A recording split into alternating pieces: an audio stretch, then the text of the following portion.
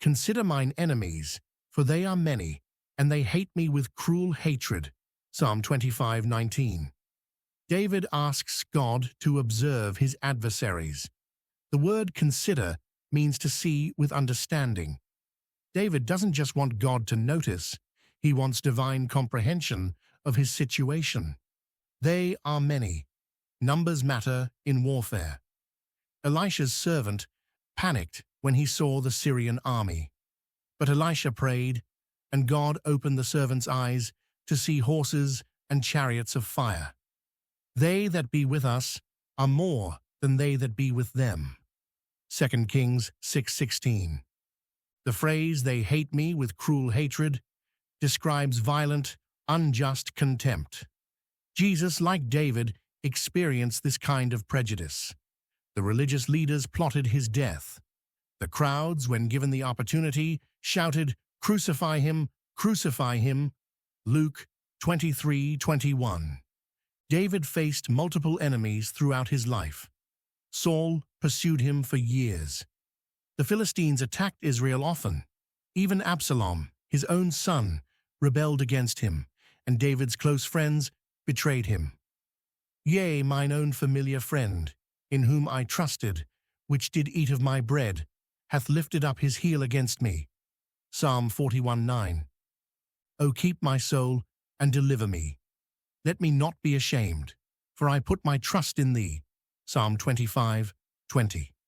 David requests two things, preservation and deliverance. Keep my soul means guard or protect. Picture a shepherd watching his flock at night.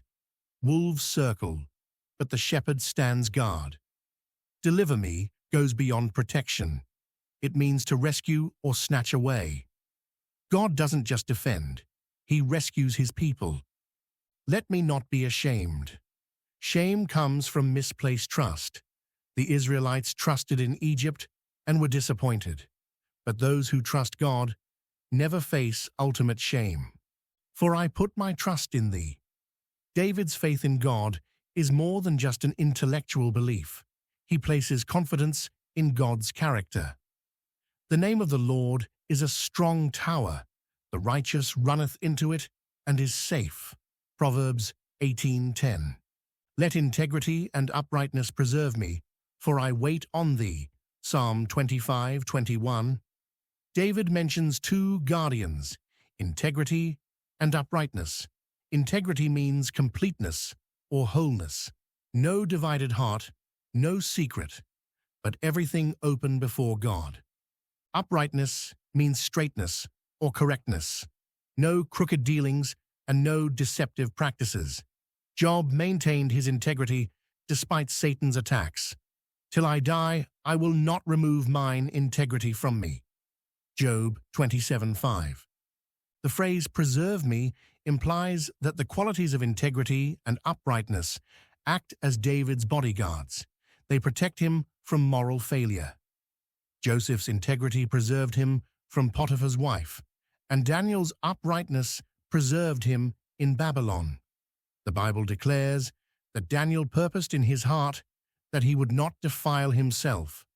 Daniel 1:8. The expression, "For I wait on thee," shows David's faith in God. Like Joseph, who waited 13 years while a slave and a prisoner, David waited for many years between his anointing and coronation. Wait on the Lord. Be of good courage, and he shall strengthen thine heart.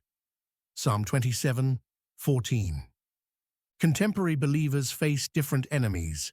Most of us do not fight physical armies, but rather spiritual forces. For we wrestle not against flesh and blood, but against principalities, against powers. Ephesians 6:12. The hatred remains real. Social media multiplies our adversaries. Anonymous critics attack. Former friends betray confidences. False accusations about us spread fast. The enemy uses technology to amplify hatred. Trust becomes our shield, but only if our trust is in God.